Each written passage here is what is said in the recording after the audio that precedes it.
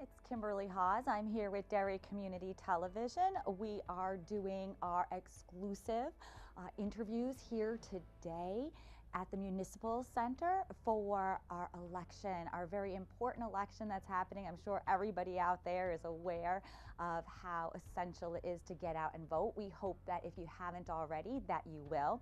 We're going to start our coverage today with Dan Feltus. He is a Democratic candidate for governor here in the state of New Hampshire. We hope that all of you join us and enjoy the programming. Please feel free to use the hashtag DerryVotes2020 on social media.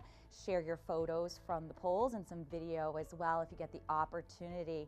Once again, my name is Kimberly Hawes, and welcome to the 2020 election coverage for Derry Community Television.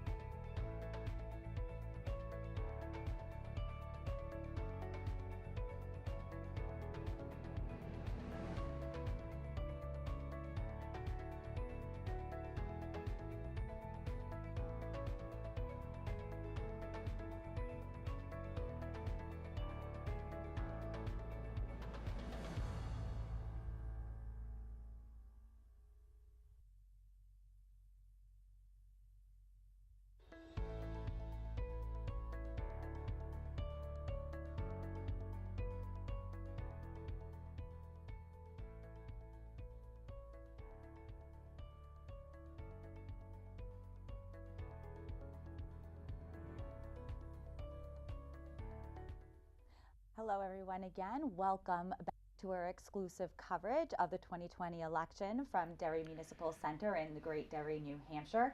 I am joined first by Democratic gubernatorial candidate Dan Feltus. Dan, how are you doing today? I'm doing great, Kimberly. Thank you for having me. It's great to be here in Derry. We're all across the state of New Hampshire. We started out in Manchester, Ward 1. Amazing turnout. We got momentum in this race. I come from a working class family, not a family of politicians like the current governor. We're working hard for working people. I've done that my entire life. As a legal aid lawyer with New Hampshire Legal Assistance for about a decade, fighting for working people and working families in the state Senate for 3 terms, and as majority leader, delivering real results for working people and working families, property tax relief, prescription drug relief. All of that's at stake in this race, and people are excited. People are excited to vote, want to turn the page of the politics of the past. Chris Sununu is running for a rare 3rd term as governor. If we want to move forward on things like net metering, which has been vetoed 3 times by Chris Sununu, would have helped Derry, would have helped projects right here in Derry reduce property tax expenses with a solar installation to reduce expenses for the town. That's really important for Derry, and so we got to move forward on net metering. We got to move forward on healthcare. Healthcare is on the ballot, no doubt about it. I support strengthening the Affordable Care Act and making it work for people on the ground. Chris Sununu opposes the Affordable Care Act, so all of these issues are on the ballot. People want change. We got momentum in this race. We're all over the state fighting for every last vote, and for people at home, I respectfully ask for your vote in this race for governor. Now, you have been canvassing the Granite State for the last week or so now. What are people saying out on the street when they're approaching you, when you're approaching them, when you're talking with each other on the real ground level, when you're out there and really connecting with people? I think people want to change. I mean, they're tired of the politics as usual. They're seeing the last 4 years of Trump and Sununu, and they think that they need a change. Looking out for working people and working families. That's what this is all about. And people are struggling right now, particularly in COVID. Especially working families are taking it on the chin, not knowing what the next week will bring, let alone the next day. And Chris Sununu hasn't done anything on schools, hasn't done anything on planning for nursing homes and or on healthcare. There's really no plans, period, and it's unclear why he's running for a rare 3rd term as governor. And look, we got to look out for working people and working families. That's what I've done my entire life. Looking out for health insurance for working people. Did that as a legal aid lawyer. Did that in the state Senate, fighting the health insurance industry every step of the way to get access to health care for working families, for seniors, for veterans.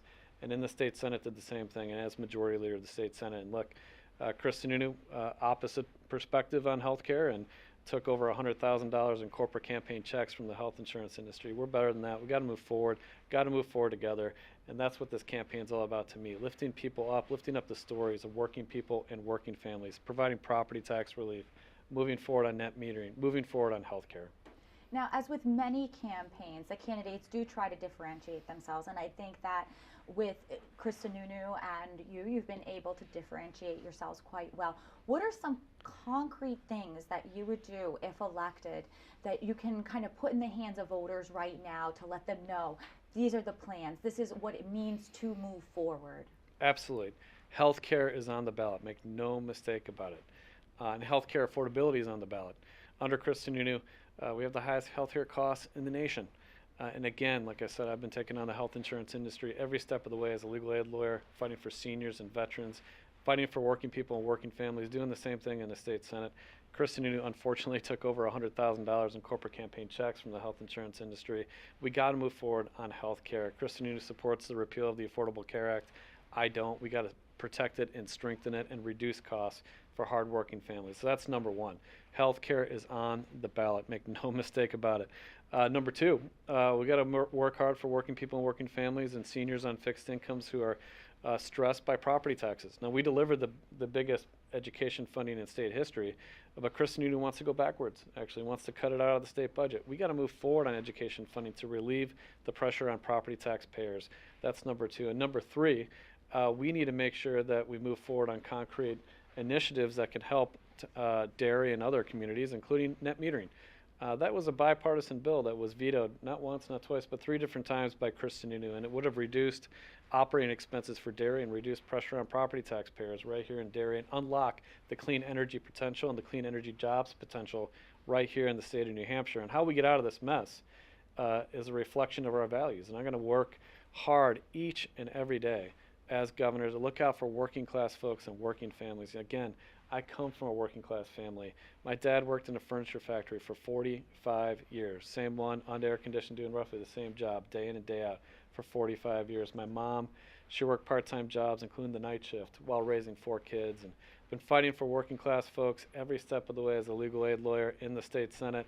Just a different perspective than the current governor, who's the son of a governor, brother of a U.S. senator, and a different priorities. I'm going to look out for working people every step of the way.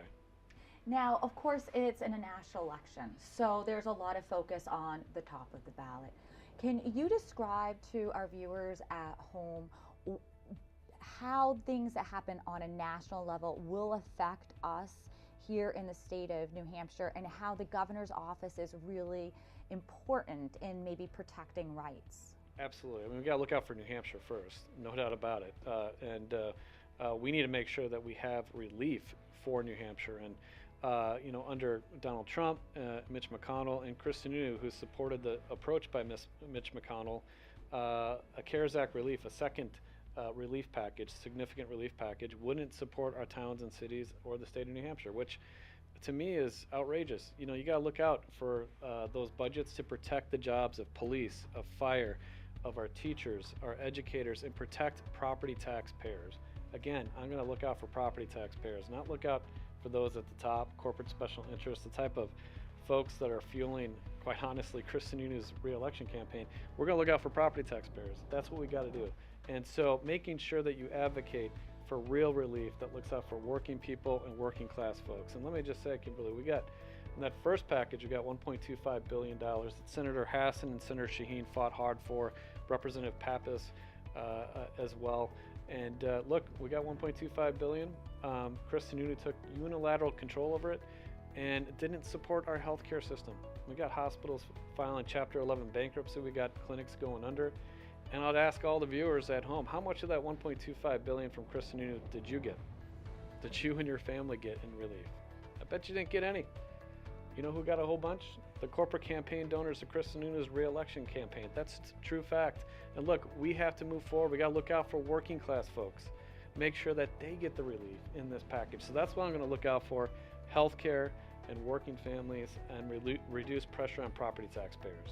What are some ideas that you have for communities that are struggling with COVID-19? Of course, we have seen the virus reach virtually every part of the state, right, and has heartbreakingly taken many of our citizens who have lost their lives due to COVID-19. What are some things that you propose that communities do? How would you move forward on the ball with education? What are some of your plans when it comes to that particular topic? You got it. Thanks, Kimberly. First and foremost, communities need a partner in the corner office, not an adversary, somebody actually works with them. That hasn't happened over the last several years. We need to move forward on our schools. We have an actual school reopening plan, Live Free and Learn Safe, that provides public health standards and real support for our schools on the ground so that they're not left fending for themselves at the local level. I mean, the folks that sign up at the local level in Derry and others for school board, they're good people that want to serve the public. They're not epidemiologists. And so we need to support our local communities. That didn't happen under Chris Sununu. He punted it all down to the local level, just like Trump punted it down. We need to support our local communities. So that's number one. We need concrete plans for PPE and making sure that we join the Northeast Regional PPE purchasing partnerships, and New Hampshire's not left out and left behind on that buying power to make sure the PPE gets out to our schools, our healthcare facilities, the folks on the front lines. We got to protect the people on the front lines. Those frontline workers are doing whatever it takes, no matter the risk, to make our state safe, to make all of us safe, and to look out for us and our economy. So in addition to that, Kimberly, we need to finally move forward on paid family and medical leave insurance so folks in COVID don't have to choose between work and family at the time they need it most. And paid family and medical leave insurance is critical to moving forward. Chris Sununu blocked 3 different bipartisan versions of paid family and medical leave insurance, and then has decided to call it an income tax. It's not an income tax, it's insurance, and it's bipartisan. And to be clear, I'd veto an income tax should it reach my desk as governor. And so we're going to move forward on paid family and medical leave insurance. We're going to treat our workers with respect on the front lines of working families. We're going to move forward on schools and move forward on protecting and advancing our healthcare system. Now, the final question I have on COVID is, would you support a mask mandate? And what do you say to people who don't want to wear masks, even though it is recommended? Well, look, I would say to folks that it helps you, it helps your family, it protects others too. It's just good common courtesy, and that's where the science is, and that's what the medical experts say. The medical experts recommend it, and unfortunately, folks like Donald Trump has politicized it, and Chris Sununu has ignored the medical experts. We need to listen to the medical experts in this crisis. Listen to the medical experts and go forward with good common sense policies, including a common sense public mask requirement. And we're the only state in New England that doesn't have it. And you can have reasonable exceptions and make a reasonable common sense public mask requirement to protect the public health. Look, cases are going up, schools are shutting down. We're seeing record cases here in New Hampshire. We got to get out in front of this. We don't want to shut down, get to a point where we have to shut down our economy. So basic common sense measures like a common sense public mask requirement could prevent that from happening. And that's good economics, not just good public health. And it's that fundamental belief that we are all in this together. So we got to look out for our schools, look out for public health, move forward on healthcare, move forward on lifting up the struggles of working class families, taking it on the chin right now, reduce their property taxes, make those big multi-state, multinational corporations pay more of their fair share, so property taxpayers who are taking it on the chin get some relief. Do net metering, which Chris Sununu vetoed and opposed, so we can get real relief for folks and protect and stabilize our healthcare system. All right, let's turn the page and focus back on today. Where have you been so far this morning, and where are you planning to be later on? Well, we were in Manchester Ward 1 to start things off, and look, the line was around the school, Webster School, all the way down the block, and just incredible excitement. We were there talking to voters, asking folks for their vote. Went out to Somersworth, then we went to Portsmouth, Ward 2 and Durham, went to Durham, and now here in Derry, and going to be going to Bedford, back to Manchester, a number of other places. We're going to be all over the state, fighting for every last vote. And Kimberly, we were on a 10-day, 10-county, 66-stop tour, every last vote tour, fighting for every last vote. Everybody matters. Everybody counts in our democracy and economy. We're working hard for every last vote because we have to move forward together. And look, I respectfully ask for your vote. But more than that, I respectfully ask you to vote. We need you. We need you right now more than ever. All right. What's your last minute message for people who might be sitting at home here today watching this program, wondering if they should go out to vote? We've been hearing already at the polling locations this morning that some people are still on the edge when it comes to certain races. What's your final message and your final push to those voters? Look, thank you. There's so much at stake. Healthcare is on the ballot. So vote like your health depends on it, because it does.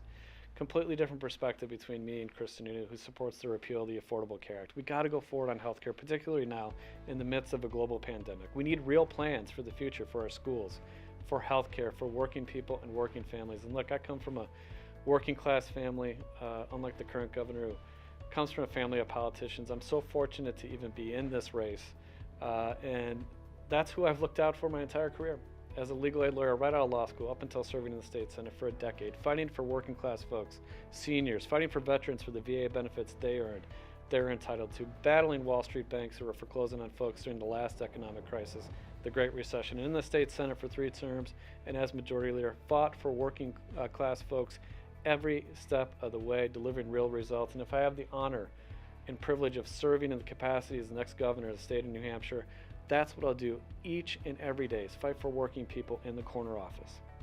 Well, thank you very much for your time Kimberly. today. Appreciate it. We really appreciate it. We appreciate you being here in Derry. Hopefully you can get out to Pinkerton Academy and say hello to everybody at those polls there. You got it. And thank you, all of you, for watching our live broadcast here today. We hope that you too have had the opportunity to vote or plan to later on today. Again, you can share your experience with the hashtag DerryVotes2020.com. We'd love to see your photos and videos as well. Once again, my name is Kimberly Hawes. We'll see you at 2 o'clock. Take care.